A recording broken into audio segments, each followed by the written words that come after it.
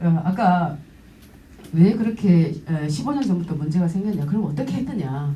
결국은 해외로 인력 시장을 넓혔습니다. 그래서 데려왔던 친구들이 미국은 물론이고 미국, 일본, 중국, 인도, 파키스탄 다 데려왔어요. 똑똑하다고 하는 친구들은, 반도체를 하겠다고 하는 친구들은 다 삼성이 그때 엄청난 특혜는 아니지만 그래도 글로벌 스탠다드에서 떨어지진 않기 때문에 중국으로 갈 친구들이 다 들어왔어요. 스탠퍼드 나왔던 중국 박사들 우리 삼성으로 다 들어왔습니다. 임원의 70%의 롤이 매일 아침에 CV를 보고 커리어 바이탈을 보고 그들 일단 전화 면접하고 쫓아가서 면접하고 데려오는 게 그게 성과였어요. 그런데 그렇게 뽑았던 친구들이 그래도 코어 기술을 같이 안 할 수는 없지 않습니까? 그래서 코어 기술을 같이 개발했는데 정치권에 나온 7년 후에 다시 회사를 보니 단 한 명도 안 남아있어요. 중국으로 다 돌아갔습니다. 중국 친구들이 제일 많았는데. 그래서 그 중국 친구들이 지금 중국 굵기 2025를 실현시키려고 엄청나게 노력을 하고 있습니다. 우리 보이지 않습니다. 시진핑 주석이 2013년도에 중국 굵기 2025를 발표를 하면서 2025년도가 되면, 그러니까 12년 후죠 당시에, 우리가 반도체의 자금률을 70% 이상 가져가겠다. 그게 반도체 중국 굵기 2025입니다. 그때 그런 발표를 하면서 엄청나게 투자를 했죠. 재원을 아주 어마어마하게 투자를 하다 보니까 미국을 자극하게 한 겁니다. 그래서 미국이 SMIC라는 반도체 회사를 제재하면서 화웨이를 힘을 못 쓰게 버렸고 중국을 지금 제재를 가하고 있는데 그 상황을 가만두지 않을 겁니다. 정말 그 게릴라 전술을 쓰는 그런 전사들이 가 있기 때문에 두렵습니다. 중국도. 우리가 무서운 것은 과학기술 정말 그 전문가 한 사람이 10,000명이 아니라 저는 국가를 살릴 수 있다고 생각을 하기 때문에 그래서 무서운 겁니다. 그런 생각이 들고요. 웨이퍼를 많은 사람들이 이제 뭐 IT 산업이다, 첨단 산업이다, 장치 산업이다 여러 말씀들을 하는데 웨이퍼는 양심 산업입니다. 실수는 용납되어도 거짓은 안 된다라는 그런 말씀이고요. 아까 보여드렸던 포토매스크가 보통 이 웨이퍼에서 웨이퍼에 필요한 포토매스크 숫자가 지금은 정확히 모르겠습니다만 25장에서 30장이 들어갑니다. 그걸 갈아 끼워가면서 이제 건축을 하듯이 패터닝, 패터닝, 애칭, 패터닝, 애칭, 패터닝, 애칭 이렇게 이제 쭉 대포 애칭 하면서 패터닝을 해 나가는 거죠. 그래서 이 웨이퍼가 완성이 되는데 그 과정에 매스크는 30장이지만 실제로 한 10,000공정이 들어가야 된다고 보면 됩니다. 근데 10,000공정 중에 한 스텝에서라도 오류가 있으면 안 된다는 겁니다. 근데 그 오류를 대단하지 않을 거라는 엔지니어의 판단으로 그냥 숨기고 그냥 넘어가지 않습니까? 그러면 결국은 ppm 단위로 100만 대 중에 한 대라도 이게 오류를 해서 나옵니다. 시장에서는 그렇게 나와요. 유저들이 그게 밝혀내게 됩니다. 그러면 사업은 망하게 됩니다. 실패 비용도 실패 비용이지만 기회 비용, 잠재 비용, 어마어마한 비용의 대가를 치르고 그걸 또 다 물어줘야 되지 않습니까? 이런 상황을 내서는 안 되기 때문에 거기다가 가장 중요하게 생각하는 게 신뢰입니다. 신뢰를 잃어버리면 이 전체 글로벌 시장을 다 잃어버리기 때문에 절대로 양심을 속여서는 안 된다. 그래서 저는 반도체 30년 반도체인으로서 정치권에 와보니 정말 힘든 게 그겁니다. 내 마음속에 있는 얘기하고 다른 얘기를 해야 되는 것. 정당 안에 있다고 해서 그 말을 못하는 것. 이게 제일 고통스럽습니다. 그리고 제가 기업이 중요하다. 우리가 파이를 나누겠다라고만 얘기를 하면 어떻게 되느냐. 분배만 얘기하면 어떻게 되느냐. 일단 파이가 있어야 되지 않느냐. 기업이 중요합니다. 이렇게 얘기하면 파란 옷을 입고 당신은 뭔 그런 친기업적인 얘기만 하시오. 이런 비난이 엄청나게 많았습니다. 그렇지만 저는 앞으로도 계속 기업인들이 가장 중요합니다. 대한민국의 두 축 중에 한 축을 담당하죠. 국방과 조세. 조세를 담당하고 있고 그야말로 젊은이들의 미래를 담당하고 있는 이 대한민국의 일자리를 정말 담당하고 있는 우리 기업인들만큼 저는 소중한 분들이 없다고 생각합니다. 그래서 제가 세계를 선도하는 보민 강국으로 하는 길 과학기술 패권 국가에서 이 메시지가 이제는 과학기술, 기업, 산업, 경제 이 분야의 사람들이 이제 좀 전면에 나서서 대한민국을 선도국가로 한번 끌어보자 이런 말씀이었습니다. 네.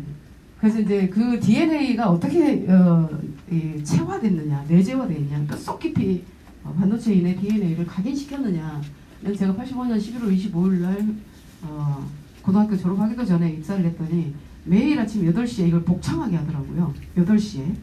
안 된다는 생각을 가져라. 큰 목표를 가져라. 일에 착수하면 물고 늘어져라. 지나칠 정도로 정성을 다하라. 이유를 찾기 전에 자신 속의 원인을 찾아라. 겸손하고 친절하게 행동하라. 서적을 읽고 자료를 지고 기록을 남겨라. 무엇이든 숫자로 파악하라. 철저하게 습득하고 지시하고 확인하라. 항상 생각하고 연구해서 신념을 가져라. 반도체인의 신조입니다. 여기 이제 공무원 하셨던 분이 계실 텐데 저는 어공이었습니다만 공무원 헌장 갖다 버려야 됩니다. 아무런 감동이 없습니다. 아까 말씀드렸습니다. 오늘 2255, 1105, 2440, 880 제가 가장 좋아하는 계명이 10계명 중에 무엇이든 숫자로 파악하랍니다. 그래서 저는 이렇게 숫자로 파악을 하고 있습니다. 제가 1967년 4월 4일에 태어나서 오늘 2255일째 살고 있습니다. 삼성에 30년 2개월 일하고 나왔는데 11,005일을 일하고 나왔습니다. 제가 정치권에 들어온 지 오늘로 2,440일째입니다.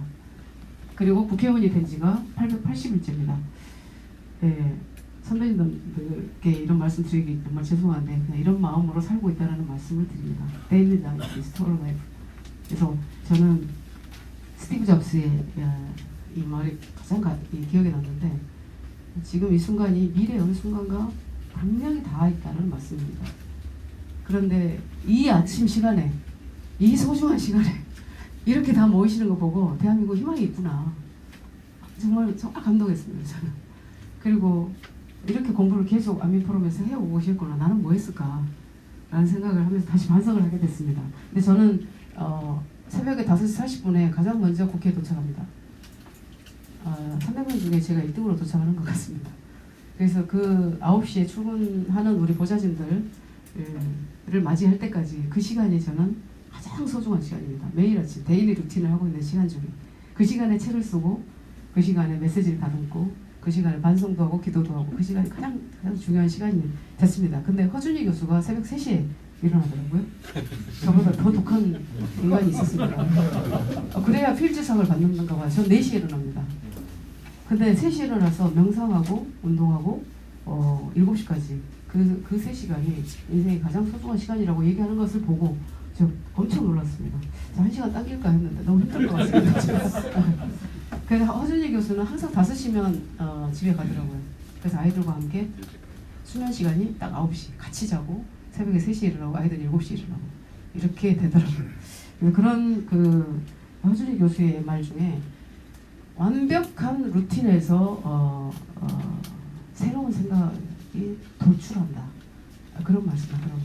저도 그렇습니다. 완벽한 루틴에서 완벽한 루틴만이 창의적인 결과를 낳을 수 있다는데 동의합니다. 그래서 이렇게 되고요.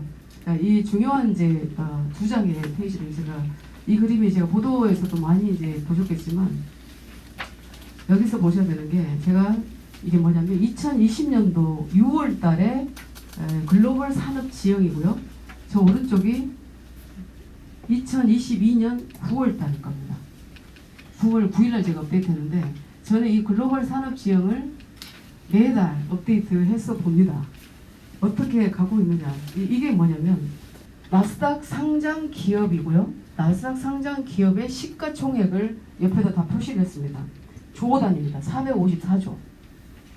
한국의 현대기아가 100조가 넘을 것 같죠? 35조입니다. 우리나라의 100조 기업이 몇 개나 될까요? 질문 많이 받으셨을 것 같습니다. 몇 개나 될까요? 지금 이 순간에. 하나. 네, 너무 잘 알고 계셔요. 그런데 하나가 더 생겼습니다. LG 솔루션이 113조로 올라왔습니다. 제가 오늘 확인했습니다. 새벽에. 그래서 여기 보시면 나스닥 상장 기업에 100조 기업이 몇 개가 있느냐가 그 나라의 경제력이고 그 숫자가 세계 질서를 이게 정한다는 겁니다. 미국이 압도적입니다. 호국신산이라는 기업들이 미국에는 차고 넘칩니다. 우리나라는 딱 하나 있습니다. 대만에 하나 있습니다. 네덜란드에 하나 있습니다. 근데 대만이나 네덜란드는 인구수가 우리보다 훨씬 적습니다. 그래서 사실 GDP로 보면 우리보다 2배 정도 되죠. 덴마크 같은 나라. 덴마크는 100조 기업 정도의 기업이 6개 정도 있습니다. 그러다 보니까 6만 5천 불이더라고요. 우리 3만 불인데. 그리고 행복지수 1위. 그렇게 되고 있습니다. 그래서 여기서 보시면 테슬라를 볼까요? 2년 전에 223조였어요. 2022년 2년 후에 1298조가 됐습니다.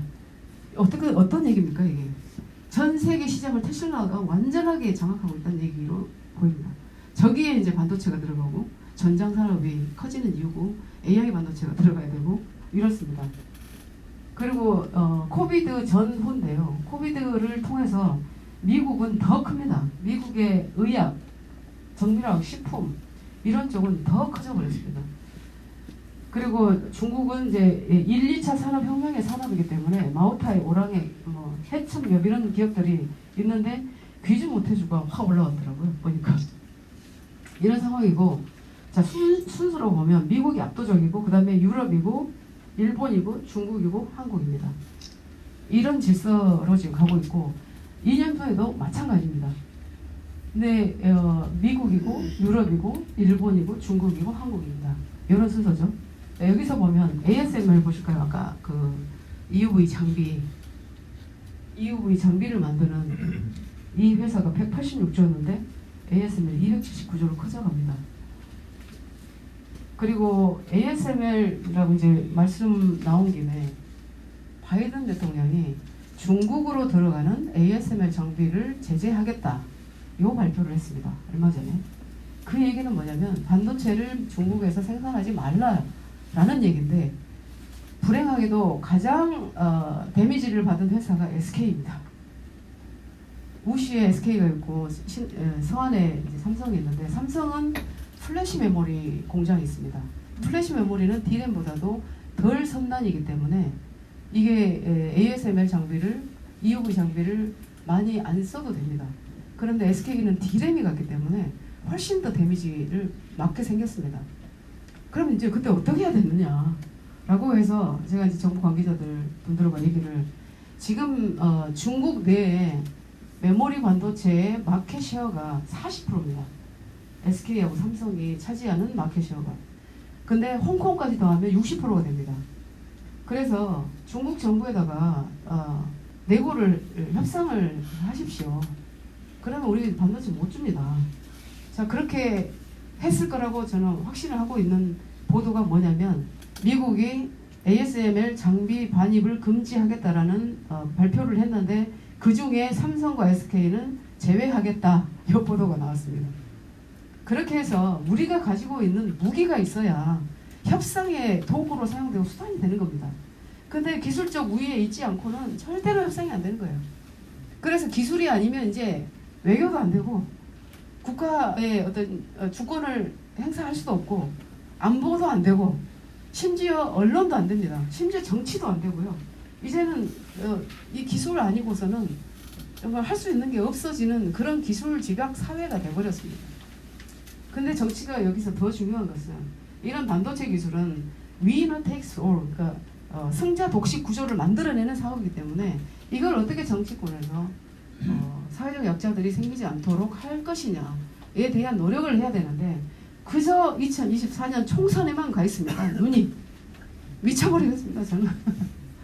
예, 그런 상황이고, 자, 그 다음 페이지를 가보면 TSMC의 파운드리 사업, 삼성전자 메모리 348조, 349조였죠. 2년 후로 가볼까요? 삼성 331조로 떨어집니다. TSMC 584조로 올라갑니다. 이 얘기가 뭐냐면, 그리고 엔비디아, AI 반도체를 주로 하는 엔비디아 495조가 됩니다. 이쪽에서 엔비디아 280조였습니다.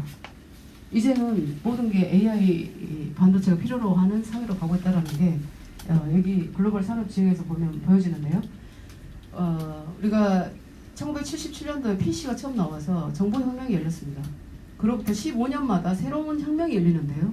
1977년에 정보혁명이 열리고 그로부터 15년 전이니까 1992년 아닙니까? 92년에 디지털 혁명이 열립니다. 디지털 혁명이라고 하는 것은 반도체 집적도와 성능이 무어의 법칙을 5번을 반복했기 때문에 그렇습니다. 무어의 법칙은 3년마다 4배의 집적도가 커진다. 그래서 5번을 반복하니까 1000배가 커진 겁니다. 그래서 그 1000배의 집적도와 1000배의 성능으로 반도체가 여는 세상이 디지털 세상이었고 그로부터 15년이 2007년도에 모바일 혁명이 일어납니다.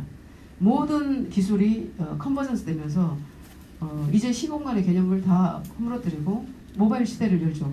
그리고 그로부터 15년 후가 지금입니다. 2022년도 4차 산업혁명이라고 하는 AI, 그러니까 인공지능, 그리고 빅데이터, 데이터, 5세대 통신, 5G, 6G, 모빌리티, 바이오, 에너지, 배터리, 커머스, 뱅킹, 플랫폼, 클라우드도 다 데이터 영역이니까 이 팽창되는 속도가 우리가 상상할 수 없을 정도로 팽창되고 있습니다. 그래서 반도체의 수요는 앞으로도 기하급수적으로 늘어날 거라고 보지만 사실은 수요와 공급의 원칙에 의해서 삼성전자만 하는 게 아니지 않습니까?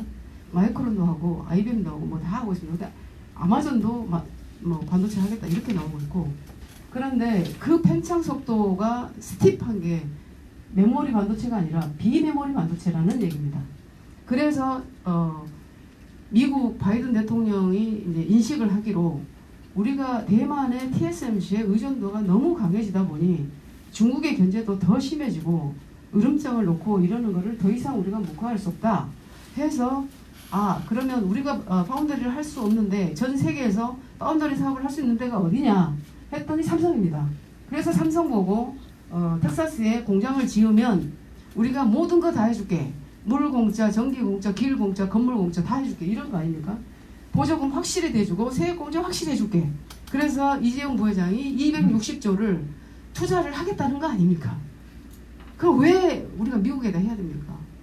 이거 반도체 K-칩스법 발의했는데 이게 한 2, 3년 전에만 됐었어도 우리가 거기에 나갈 필요가 없거든요. 근데 이런 상황이 돼버렸습니다. 그런데도 아니랍니다. 정치권에서는. 그리고 지도자분들이 아니랍니다. 우리 뼈 다 통째로 다 내주고 있는데도 아니라다는 생각이 듭니다.